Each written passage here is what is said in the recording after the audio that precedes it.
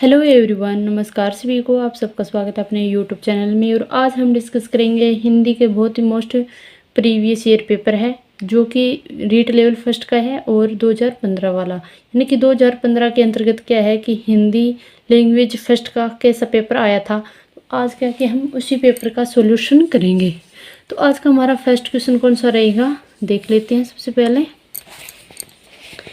यानी कि संरचना के आधार पर किए गए वाक्य के वर्गीकरण में इनमें से कौन सा प्रकार नहीं है। यानी कि वाक्य के प्रकार पूछे यहाँ पे, यानी कि वाक्य के प्रकार संरचना के आधार पर कौन सा नहीं है। तो इसमें क्या कि सरल वाक्य, मिश्र वाक्य और संयुक्त वाक्य, ये तीनों तो क्या है कि संरचना के आधार के प्रकार है। लेकिन अज्ञार्थक वाक्य है वो क्या है कि संरचना के आधार पर नहीं है। ये अज्ञार्थक वाक्य का प्रकार है वो क्या है कि अर्थ के आधार पर वाक्य के प्रकार है। संरचना के आधार पर वाक्य कितने प्रकार के होते हैं? संरचना के आधार पर वाक्य 3 प्रकार के होते हैं, सरल वाक्य, मिश्र वाक्य और संयुक्त वाक्य। लेकिन अर्थ के आधार पर वाक्य कितने प्रकार के होते हैं? 8 प्रकार के होते हैं। अगर आपको क्या कि हैंड रिटन नोट्स चाहिए हिंदी ग्रामर के और हिंदी शिक्षण विधियों के, और जो कि मोस्ट इम्पोर्टेंट टॉपिक है साइकोलॉजी के, तो आप क्या कि कमेंट कर देना। मैं आपको क्या कि सिर्फ ओनली 10 दिन में क्या कि आपको जितने भी नोट्स है वो आपको प्रोवाइड करवा दूंगी। मेरा टेलीग्राम चैनल रहेगा मोनिका मैम जी की एकेडमी, आप उसको क्या कि सब्सक्राइब कर ज्वाइन कर लीजिए। आपको वहाँ पर फ्री ऑफ कॉस्ट सारे नोट्स मिल जाएंगे। फिर नेक्स्ट क्वेश्चन करते हैं कि सुदामा के तंदुल का अर्थ है। तो इसका कौन सा अर्थ होगा भी? गरीबी में जाना, गरीबी में भी तंदुल का शौक रखना, सामान्य किंतु प्रेम पूर्वक भेंट। तो इसका सही ऑप्शन कौन सा रहेगा? 3 नंबर। खरी मंजूरी चोखा काम का अर्थ है। तो क्या होगा? पूरी मजदूरी देने पर ही काम क्या होता है? अच्छा होता है। तो इसका सही ऑप्शन कौन सा रहेगा? 2 नंबर। क्या रहेगा? हिंदी भाषा शिक्षण की विधि है अनुकरण विधि, आगमन निगमन विधि, भाषा प्रयोगशाला विधि। तो उपयुक्त में से सभी, ये क्या कि हिंदी भाषा शिक्षण की 3 हुई विधि है। तो इसका सही ऑप्शन कौन सा रहेगा? 4 नंबर, यानी कि उपयुक्त में से सभी। फिर नेक्स्ट क्वेश्चन है कि गृह कार्य का मुख्य उद्देश्य है पढ़ाए गए पाठ को दोहराने के लिए अवसर देना। इसका सही ऑप्शन कौन सा रहेगा? 2 नंबर। फिर नेक्स्ट क्वेश्चन करते हैं कि भाषा शिक्षण के उपागम, पाठ सहस्रक उपागम, रचना शिक्षण उपागम, उपयुक्त 1 व दोनों, उपयुक्त में से कोई नहीं। इसका सही ऑप्शन कौन सा रहेगा? 3 नंबर ऑप्शन क्या रहेगा इसका सही। यानी कि पाठ सहस्रक उपागम और रचना शिक्षण उपागम दोनों ही क्या है कि भाषा शिक्षण के उपागम है। फिर नेक्स्ट क्वेश्चन है कि छात्रों के शब्द भंडार में वृद्धि करने का उपाय है। तो शब्दकोश का उपयोग, छात्रों में स्वाध्यायिक प्रवृत्ति को बढ़ाना, शिक्षक द्वारा अच्छे व नए शब्दों का प्रयोग करना, और उपयुक्त में से सभी। तो इसका सही ऑप्शन कौन सा रहेगा? 4 नंबर। यानी कि तीनों ही क्या है कि छात्रों के शब्द भंडार में वृद्धि करने के उपाय हैं। फिर नेक्स्ट क्वेश्चन है कि आगमन विधि के रूपों की संख्या क्या है? आगमन विधि के कितने रूप है? तो कितने रूप है भी? आगमन विधि के 2 रूप है। आगमन विधि के 2 रूप कौन कौन से प्रमुख है? प्रयोग विधि और सहयोग विधि। कौन कौन से हैं? प्रयोग विधि और सहयोग विधि। फिर नेक्स्ट क्वेश्चन है कि शिक्षण कौशल का उपयोग किया जाता है, कक्षा के अंदर भी किया जाता है और कक्षा के बाहर भी किया जाता है। तो इसका सही ऑप्शन कौन सा रहेगा? 3 नंबर। क्या रहेगा? 3 नंबर। फिर नेक्स्ट क्वेश्चन करते हैं कि लिखित अभिव्यक्ति का साधन नहीं है, वो रहेगा हमारा वाद विवाद। पत्र लेखन है वो लिखित अभिव्यक्ति का साधन है, निबंध लेखन भी है और नाट्य लेखन भी है। लेकिन वाद विवाद क्या है कि एक लिखित अभिव्यक्ति का साधन नहीं है। बालकों को लिखना सिखाने से पहले यह आवश्यक है कि लेखन संबंधी जिज्ञासा उत्पन्न करना। यानी कि बालकों को लिखना सिखाने से पहले क्या कि उन बालकों में जिज्ञासा, लेखन संबंधी क्या करनी चाहिए? जिज्ञासा को उत्पन्न करना चाहिए। तो इसका सही ऑप्शन कौन सा रहेगा? 3 नंबर। फिर नेक्स्ट क्वेश्चन है कि प्रिंट मीडिया में सम्मिलित नहीं किया जा सकता है, तो वो रहेगी हमारी पाठ्य पुस्तक। सही ऑप्शन कौन सा रहेगा? 3 नंबर। फिर है नेक्स्ट क्वेश्चन कि साइट क्या है? साइट क्या है भी? टीवी चैनल है, उपग्रह अनुदेशनात्मक दूरदर्शन प्रयोग है। तो इसका सही ऑप्शन कौन सा रहेगा? 2 नंबर, यानी कि उपग्रह अनुदेशात्मक दूरदर्शन का प्रयोग। फिर नेक्स्ट क्वेश्चन है कि वस्तुनिष्ठ प्रश्नों की उपयोगिता का प्रमुख कारण है, तो वो कौन सा रहेगा हमारा? 3 नंबर, यानी कि निष्पक्ष मूल्यांकन। कौन सा रहेगा? 3 नंबर ऑप्शन क्या रहेगा इसका सही आंसर। फिर नेक्स्ट क्वेश्चन है कि विचारों की अच्छी अभिव्यक्ति किस प्रकार के प्रश्नों में हो सकती है, तो वो कौन से होंगे हमारे प्रश्न? निम्नात्मक प्रश्न। किसने मूल्यांकन प्रक्रिया को त्रिमुखी बताकर त्रिकोण के रूप में प्रस्तुत किया, तो वो कौन से हमारे होंगे? ब्लूम्स। कौन होंगे? ब्लूम। फिर नेक्स्ट क्वेश्चन है कि उपचारात्मक शिक्षण के द्वारा क्या किया जाता है? तो उपचारात्मक शिक्षण के द्वारा क्या है कि छात्रों की कमजोरियों का निदान कर उन्हें दूर करने का क्या करते हैं? शिक्षण करते हैं। तो इसका सही ऑप्शन कौन सा रहेगा? 3 नंबर। उच्चारण सुधारने का कार्य किन कक्षाओं में करना चाहिए? तो वो कौन सी कक्षा में करना चाहिए? प्रारंभिक कक्षा या प्राथमिक कक्षा में क्या है? उच्चारण सुधारने का कार्य करना चाहिए। फिर नेक्स्ट करते हैं कि हमारा गद्यांश दिया गया है और इस गद्यांश से कैसे क्वेश्चन पूछे जाते हैं, क्योंकि कोई भी मान लो कि रीट लेवल फर्स्ट का पेपर है, चाहे लैंग्वेज फर्स्ट हो चाहे लैंग्वेज सेकेंड हो, उसमें क्या कि लैंग्वेज फर्स्ट के अंतर्गत तो क्या कि दोनों ही गद्यांश दिए जाते हैं, लेकिन लैंग्वेज सेकंड के अंतर्गत क्या है कि एक गद्यांश दिया जाता है और एक पद्यांश दिया जाता है। चलो हम सबसे पहले करते हैं कि लैंग्वेज फर्स्ट हमारी है और इसका करते हैं हम सबसे पहले गद्यांश। यानी कि भारत अब प्रौढ़ावस्था में आ चुका है। विषणघात प्रतिघात से साक्षात्कार करते हुए भी उसने बहुमुखी विकास किया है, इसमें संदेह नहीं है, लेकिन उसका एक प्रकोष्ठ अंधकार में भी अभी डूबा हुआ है।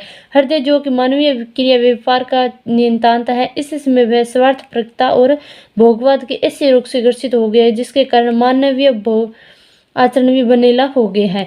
क्षेत्रवाद, जातिवाद, भाषावाद, संप्रदायवाद प्रभुति विविष्काएं हैं जो आज़ादी के साथ उपहार में मिली थी, आए दिन कहीं न कहीं अपनी लोह हर्षक लीला संपन्न करती रहती है। परिणाम स्वरूप स्थिर पड़ते अनुशासन के बंधन, विखंडित होती श्रद्धा और कलंकित होता विश्वास मानवता के लिए कांटों की सेज बन प्रस्तुत हो रही है। फिर भी 21वीं शताब्दी में प्रवेश की दृढ़ता हमें सर्वोधिक दिख रही है। कतिपय लोल कपोल की कृत्रिम रंगीनियां समूचे देशवासियों का प्राय मान लेना उचित नहीं है। अतः कल्पना के भव्य महलों के ध्वंसांश से यथार्थ की झोपड़ियों का निर्माण ही उचित है। फिर इसमें क्वेश्चन कैसे पूछा गया है? तो क्वेश्चन कैसे पूछा गया है तो भाई सबसे पहले देख लेते हैं कि वह शब्द बताइए जिसमें संधि तथा प्रत्यय दोनों का प्रयोग हुआ है। ऐसा कौन सा शब्द है जिसमें क्या है कि प्रत्यय और संधि दोनों का प्रयोग हुआ है? तो कौन सा है? धवसा व शिशु। क्योंकि 2 नंबर ऑप्शन है कि इसमें क्या है कि संधि और प्रत्यय दोनों का प्रयोग हुआ है, क्योंकि संधि कौन सी है? ध्वंसा अवशेषों, तो ध्वंस प्लस अवशेषों, इसमें क्या है कि दीर्घ संधि है। यहाँ पे क्या है कि ध्वंस ए और ए दोनों मिलकर क्या है कि आ का प्रयोग करते हैं। तो यहाँ पे देखो से के क्या है कि आ की मात्रा है, इसलिए क्या है कि मूल शब्द क्या निकल रहा है यहाँ पे? अवशेष। तो अवशेष में क्या है कि ओ प्रत्यय प्रयुक्त हुआ है। फिर नेक्स्ट क्वेश्चन करते हैं कि इनमें से वह शब्द बताइए जिसमें समास तथा उपसर्ग का प्रयोग हुआ है।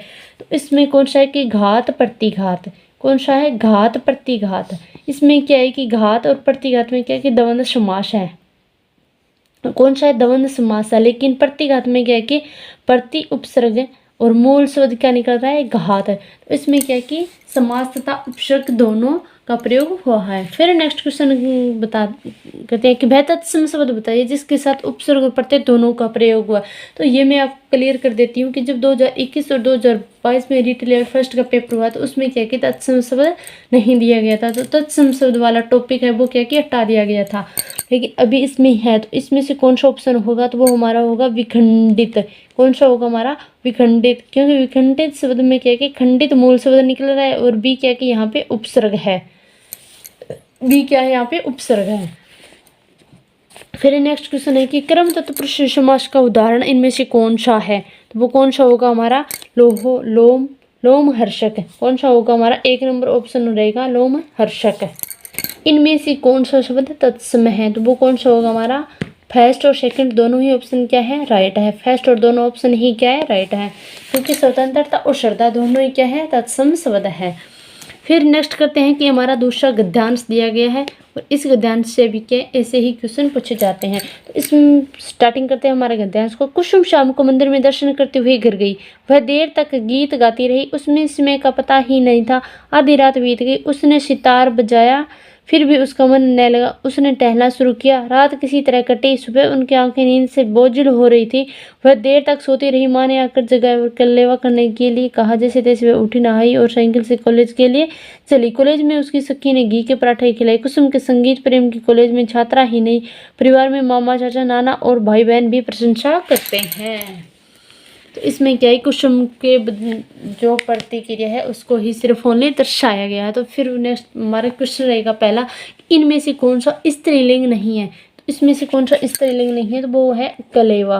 यानी कि कलेवा क्या है कि प्राणी जातक संज्ञा पुरुष जाति का बोध कराती है। तो इससे लिए क्या है कि यह पुल्लिंग है लेकिन स्त्रीलिंग नहीं है। तो शाम रात आंखें ये तीनों क्या है? स्त्रीलिंग है।